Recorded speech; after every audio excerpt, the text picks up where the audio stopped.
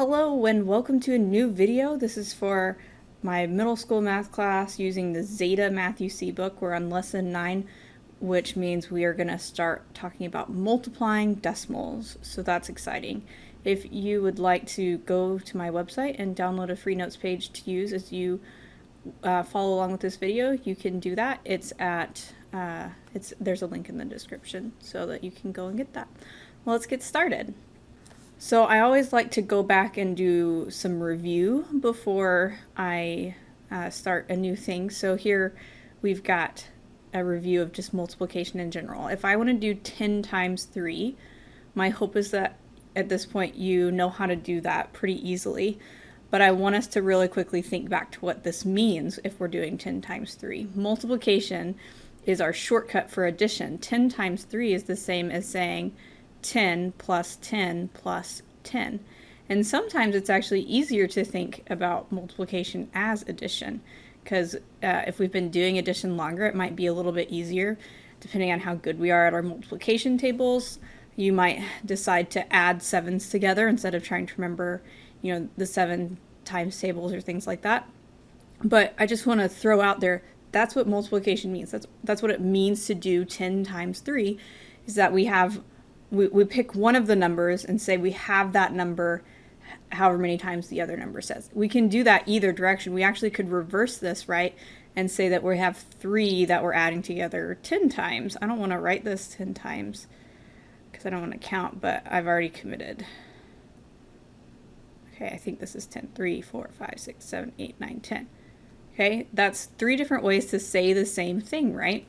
But however you do it, you get the same answer. This should be 30.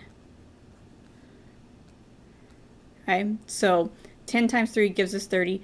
Hopefully, because you have been multiplying like this for a while, I'm hoping that maybe you have an idea of like, that makes sense, that 10 times 3 is 30. It makes sense that it's equal something like 30 as opposed to something like 300. Or just a regular 3, because one of the things that's going to happen to us with our decimals is figuring out where to put a decimal point. Okay, so I want you to be thinking about that as we look through this problem and the next problem. I guess it's too late for this problem, excuse me, but let's look at the next one. Also review, because our new problems today are going to have decimals in them. So this is a problem that I would expect you to be able to do at this point. Although it may be that you need a little bit of help just getting started and remembering how to do it because you maybe haven't done it in a while. So the way we break this up whenever we're doing 2 digits times 2 digits is we start with the ones digit here, this 2, and we do 2 times 6 and 2 times 3, and we write it down underneath. So 2 times 6 is 12. We write down the 2 and carry the 1. Then we do 2 times 3, which is 6, but we add that 1 we carried, and we get 7. Now I'm going to mark through that 1 I carried so I don't accidentally carry it again. And then I have to put a 0 down here to prepare me for multiplying through by 1. Because when we multiply through by 1, we're not really just multiplying through by 1. We're really multiplying by 10. Because that 1 isn't representing 1, right? The 1 part of 12 is representing that I have a single 10. We can think of it as if I write it out like this, 12 is 10 plus 2. So we're taking the 10 and multiplying the 6 and the 3 by it. That's why that 0 is there. So 1 times 6 gives us 6, and 1 times 3 gives us 3. And now we add these together. Again, this should hopefully be familiar. 2 plus 0 is 2. 7 plus 6 is 7 plus 6 is 13. Carry our 1. 1 plus 3 is 4. So we get 432. Now let's think about this from what our starting problem was and what our answer is. We were being asked to do 36 times 12. What does that mean? It either means we have 36 12 times, or that we have 12 36 times. So does it make sense that we got a big number like 432? Or would it make more sense for us to have gotten a smaller number? Like, does the number 43.2 make sense for this situation? Well, no, it doesn't. 1, because we don't have a decimal anywhere in this problem. And 2, because if you have 36 12 times, it has to be something bigger than 43. On the other side of things, would it have made sense to have 4,320 as an answer? That's a little bit trickier, because if we're talking about big numbers, or relatively big numbers like 36 and 12, it may be that we're not sure how big that number should be. A trick we can use is we can say, what is 36 close to and what is 12 close to? That would give us an idea of about where we should be. This is called estimating. We round, which means like we go up or down to the closest number that makes sense. So if I round this to 40, because it's closer to 40 than it is to 30, if I round this to 10, because it's closer to 10 than it is to 20, 40 times 10 is easy to multiply in our head real quick, because we do 4 times 1, and then we have 2 zeros because of the 0 and 40 and the 0 and 10.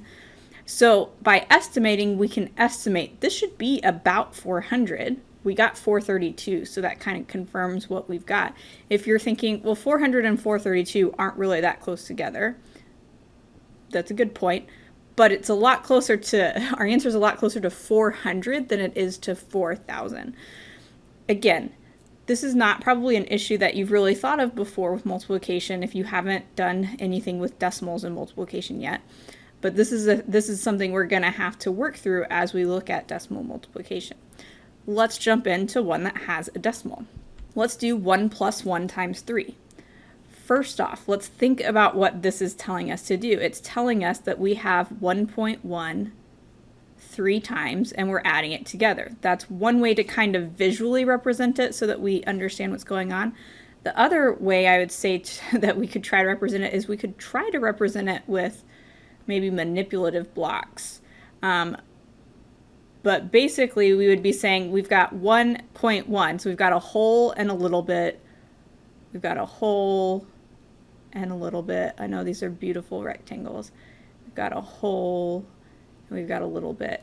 So what does this mean if we've got 3 wholes and 3 of the same like size fractional portions or decimal portions? Well, we'd add the wholes together, the 1 and the 1, 1, 1. We'd add those together, and then we'd add our small parts together, right? Same as if we are just saying, I'm going to think of this as addition instead. We've got 3 whole, like we have 3 in the ones place, 3 ones in the one place. We have 3 ones in the tenths place, so we can add those together because we've already done addition with decimals and really easily get 3.3. So I actually need to point something out about this multiplication. You'll notice that this is not lined up based on where the decimal is. If I lined this up where the decimals are, I would have to put the 3 right here. And just yesterday when I was teaching this lesson, it occurred to me that there's actually no reason why we couldn't put the 3 there. It's just not what we normally do with multiplication. Just like how when you're multiplying, like when we multiply and they're not the same length numbers, we tend to put the longer number on top, the shorter number on bottom. Okay, so that's something we've got going on here too. 1.1 is longer than 3, so that was why 1.1's on top and 3's on bottom. But we just typically put the 3 or whatever the number is, we tend to line it up on the right side because I guess it makes multiplication easier. Because once you've learned all about decimal multiplication enough to really be familiar with it, what we basically end up doing is pretending the decimal's not there so we can multiply, and then putting the decimal in the answer based on what we know to be true about how decimal multiplication works. Now, as we go through this, I want you to try to guess where the decimal should be, because I think if we can get some gut feelings about where decimals should be and see that those are right, that can be super helpful because that shows that you've got some number sense going on. All that was to say, if you're like, I would rather put this, like line up the decimals, I don't necessarily see a problem with that. It's just not what we normally do. We normally line up with multiplication on the right side. If I do multiplication here, I would do 3 times 1 and get 3. I'd do 3 times 1 again and get 3. And if this was an addition problem, right, we would drop the decimal down, but it's not addition. So I'm going to propose to you that the way now that we put the decimal is we think what makes sense. Does it make sense for 1.1 times 3 to be 33, which would mean the decimal is right here? Well, no, that doesn't make sense. In fact, we already figured out what the answer is, right? We know that that's not where it goes. It also doesn't make sense for us to put the decimal over here and get 0.33. If you have something bigger than 1, and you have 3 of those things that are bigger than 1, we should get something that's bigger than 1 as our answer. So 0.33 does not make sense either. The only place that makes sense for us to put our decimal is going to be to put it in between, so that this is 3.3. And because we went through and did this visually, like we looked at a picture, we did it by thinking about the addition, hopefully it makes sense to you why this would be 3.3 as opposed to those other options. There is a rule for how we can just not even really think about it and just know where the decimal goes, and we'll talk about that. But for now, I want us to try to like visualize and think through, okay, where does it make sense for the decimal to be? Let's look at another one. 2.5 times 0.6. This 0 that's in front of the 0.6, as a reminder, does not have to be there. It can. It's optional. I think most people tend to put the 0 in front, but it's totally fine if you don't. Now we've got two numbers that both have a decimal in it. We've got 2.5 that we're multiplying by 0.6. So now we need to think about, what does that even mean to do? If I have 2.5, so let's visualize this. Like 3 of my sides are okay, and then it's just that third side there. I have 2.5, right? But I'm saying I have 2.5 0.6 times. What does it mean to have 2.5 0.6 times? Well, if it was 2.5 times 1, we would be saying I have 2.5 one time, so my answer would be 2.5. If I said 2.5 times a half, I'd be saying I want to basically think of what is half as much as 2.5. So since 0.6 is really close to a half, which would be 0.5, we can say, okay, when I do 2.5 times 0.6, it's almost like I'm trying to find half of this. And that's going to help us with where to put our decimal. Because the multiplication side of this, we just can ignore the decimals and do it like normal. We can do 6 times 5 and get 30. And then we can do 6 times 2 and get 12, add our 3, and then we get 15. And then we have to sit and say, okay, where does it make sense for this decimal to be? Does it make sense for this answer to be 150? No, you can't take 2.5 and times it by something smaller than 1 and get a big number like 150. We also can't even get a number like 15, right? 2.5 times something smaller than 1 should make 2.5 smaller, not bigger, so 15 doesn't make sense as the answer either. So that's not where it goes. What about 1.5? Does that make sense to put it right here? Well, we said that 2.5 times 0.6 gives us something smaller than 2.5, but it should be kind of close to half as small. So it shouldn't be something super duper smaller. That didn't sound great. It shouldn't be something that's really a whole lot smaller than 2.5. It should be something that's about half of 2.5. If you're having trouble thinking about half of 2.5, you could think of like money and quarters, and that might help. Or you could go over to the side here and actually half it by dividing by 2, just so that you have kind of an idea of what this should end up being. Because now it makes sense if this is again our estimating or rounding thing that we've got going on. If I say, okay, it's close to 0.5, so it's close to dividing by 2, I can get an idea of about what my answer should be and see if that makes sense. This is our answer, 1.50. And we don't have to put that 0 on the end, so we could just write 1.5, and that's an option. The way that we can come up with this without having to think too much about where the decimal goes is we look at how many decimal places our starting things have. So it's really interesting that it works this way.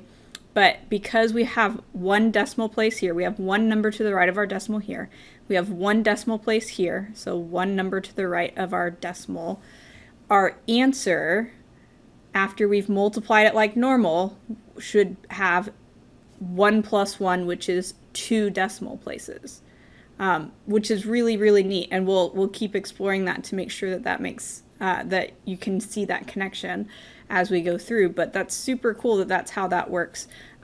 It's frustrating because it's a different rule than what we use for addition and subtraction. So it's like a new rule we have to memorize. But it will always work. If you can count how many decimal places you have in your two numbers you're multiplying, that's together, that's how many should be in your answer. Okay, so I want to kind of try to explore the way that our workbook has these problems written out. It's the Math UC Zeta workbook, right? They have each of these problems written out two ways. One is the normal way, like 7.4 times 1.2. That's actually on the right. And on the left, they have something that would look like what I have in purple here, 7 plus 0.4 times 1 plus 0.2. I think there are pros and cons to looking at it like this, because part of this is super easy to think about. What it's trying to get us to think about here is the idea of taking 0.2 and multiplying both of these top things by 0.2, and that's taking 1 and multiplying both of the top things by 1. And so the advantage to that then is that, well, when we do 1 times each of these, I know I'm doing it out of order, but when I do 1 times 0.4, doesn't it make sense that that gives me 0.4? That's my hope, that that makes sense. And when I do 1 times 7, it should make sense that that's 7. But what is a little bit weirder here is when we do 0.2 times each of these. When I do 0.2 times 0.4, I actually get 0.08. So think about that. If I have 0.4 and I times it by 0.2, I'm supposed to get something smaller. And I think in some ways, since we're supposed to have done fractions before now, it maybe helps to think of this as fractions. We can really easily turn decimals like this into fractions because they're tenths. So 4/10 and 2/10 turns into this. When I do 4/10 times 2/10, I get 8 over 100, which is 8 hundredths. So it gives us 0.08. Okay, and then when I do 0.2 times 7, that's going to give me, it gives me 14 if I didn't have a decimal, but because I have a decimal, it gives me 1.4. So that would actually go right here. This is another way of thinking of what's going on here with multiplication. Now we would add what we've got together. Like I've got 7 plus, this would be 1.8 plus 0.08. That might be a little bit tricky to add together, but 7, and maybe it's just that we need to do this instead, line it up by their decimal places. This makes it easier. This should be 8.88. Interesting number that we got there. I did not actually expect that to be the number that we got. But that's the way we can use this like expanded version of what we've got to multiply it out. I'm not super sold on doing it this way over the other way. So if that didn't vibe with you very well, just ignore this and go back to the other way. Let's explore how we would do it the other way, right? We'd do 2 times each of these. So 2 times 4 is 8. 2 times 7 is 14. We would put a 0 here as a placeholder. Then we do 1 times 4 and 1 times 7. And we still get 888. But if we do it this other way, we have to think now, okay, where does it make sense for the decimal to be? If I've got 7.4 and I times that by something that's just a little bit bigger than 1, then I should get something that is a little bit bigger than 7.4.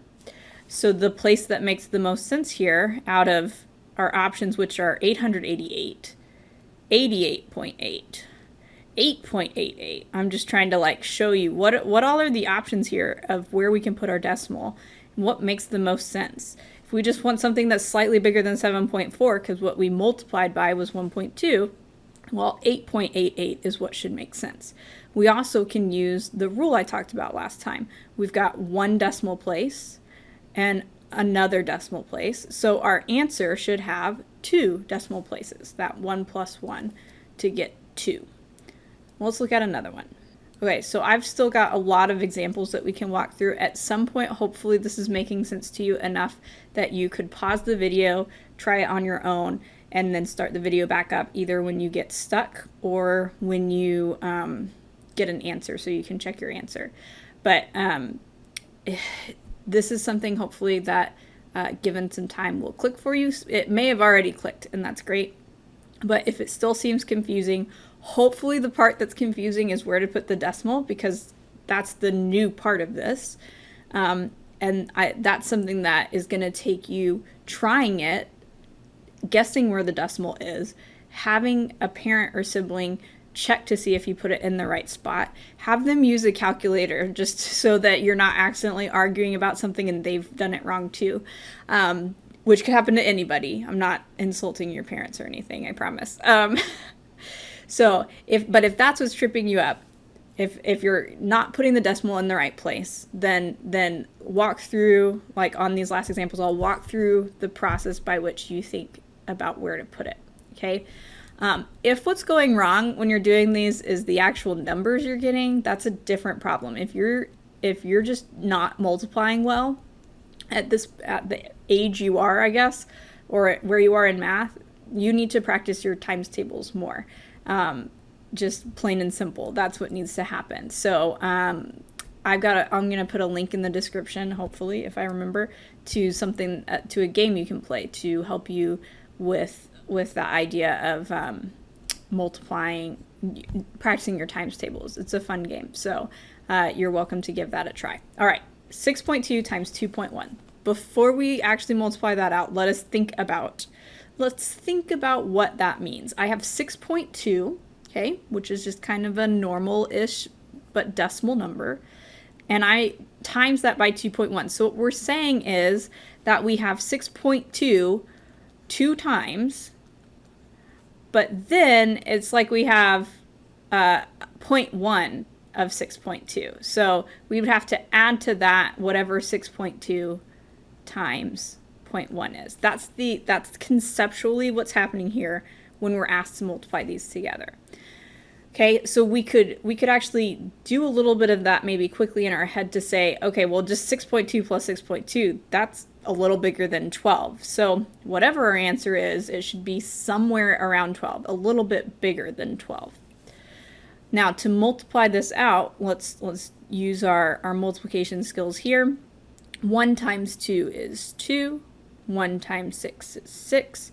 Drop your 0 there for a placeholder. 2 times 2 is 4. 2 times 6 is 12. And now we add. 2 plus 0 is 2. 6 plus 4 is 10. 1 plus 2 is 3. And we drop down and get 1. So we said what makes sense for our answer is something close to 12. So where do we put our decimal in 1302? That would make this be something close to 12, but bigger than 12. And again, this is kind of based on perspective. Maybe you don't think that this is really that close to 12 once we see what our answer is, but it's going to be closer to 12 than our other possibilities. If we know that we did the multiplication right so far, we know that our answer has to be some version of 1302. And now it's a question of, where do I put my decimal? So I want you to guess. See if you can figure out where it is. Okay. And now I'm going to tell you where it should be. So if you get it right, that's awesome. If you get it wrong, try to listen to the explanation of why it goes here and try to adjust your kind of, math rules in your head accordingly. This should be 13.02. We said it was supposed to be close to 12. So 13 is close to 12, about as close as you can get. We also know, though, that if we have one decimal and another one decimal, that our answer should have two decimals. Okay? So, yeah, 13.02 looks like our right answer here. Okay, there's two more examples here. So as you're looking through, or as we're working through these, this is the time to try it on your own and see if what we're doing makes sense. Hopefully it does. 1.8 times 0.4, let's go ahead and just multiply it out. 4 times 8 is 32. 4 times 1 is 4, but we carry that 3 and get 7. And now we think, okay, what answer makes the most sense here? If I'm doing 1.8 times 0.4. This one's actually kind of tricky because if you're just trying to guess where the decimal should go, our choices are 72, 7.2, I skipped over one. 0.72, I didn't skip over one. Okay, these are our choices. These are the three places that, that's the three that I can do. So, which of these makes sense? Well, 72 doesn't make sense. It's too big. So, out of 7.2 and 0.72, what works? Well, we have 1.8 that we're timesing by 0.4. 0.4 is smaller than 1, so we're saying we are taking 1.8 and basically we want a part of 1.8 because it's 0.4. So if we want part of 1.8, our answer has to be smaller than 1.8. So that leaves us with 0.72 as our best option here, thinking this through. So the other way of thinking of it is we've got 1 decimal plus 1 decimal, and that gives us 2 decimals, so 0.72. All right, and finally, this is our last example, although I think I'll do one more just for funsies. We've got 3.4 times 1.7, so I'm going to do 7 times 4 and get 28. 7 times 3 and get 21, but carry that 2, so that's 23. Put your 0 down here. 1 times 4 is 4. 1 times 3 is 3. And let's add these together. 8, 7, 5. Okay, where should our decimal be? If you want to go with the rule we have, we've got 1 decimal, 1 decimal. So our answer should have 2 decimals. So I need an 8 and a 7 in the decimal place. So this should be 5.78. Now let's think if that makes sense conceptually. We've got 3.4 that we're timesing by 1.7. So we have to have 3.4 plus whatever 3.4 times 0.7 is. That's essentially what we're doing here is we're saying I've got a whole 3.4 and then I need to add that with 3.4 times 0.7. So does that make sense that that's 5.78? Hopefully yes. So that's my answer. So this trick we've got with using the decimal places, adding up how many decimals we have, I want to show you what that looks like with kind of a ridiculously long number. Okay, and let's do this times 2. Now, like I talked about earlier, this may seem weird to you that I put the 2 way over here. We could line up the decimals if we want to. It's just that's not typically how we write multiplication. We normally just write it kind of like right justified, if you know what that means on your computer. Like we want it to hug the right side. Okay, so we're just going to multiply all of these by, no wait, I want this to be 0.2, not just regular 2. Okay, so we've got this number 3.456213. We're going to times that by 0.2. So let's times each of these by 2. Oh, gotta carry 0.2 times where is. Okay, where does it make sense for us to put this decimal? This one has 6 decimal places. This one has 1 decimal places. So if we add that together, we should have 7 decimal places. So that's 1, 2, 3, 4, 5, 6, 7. So our answer is 0.691246. Does that make sense? We had a number that was bigger than 3, but we times it by a decimal, 0.2, which is really small. So it makes sense that we got something that is smaller than 3.4. Okay? More sense than if we got 6.9, that would be if I hadn't put the decimal with the 2. If we had done 3.456213 times a regular 2, yeah, we should get 6.912426. But because it was a decimal, we had to add in another decimal place, basically. thanks so much for watching. Hopefully this helped, because this stuff conceptually can be a bit tricky, especially when adults are trying to help you with it, because it's been so long since we've done it. So I'd appreciate a like, a subscribe, and I'll see you in the next video. Thanks.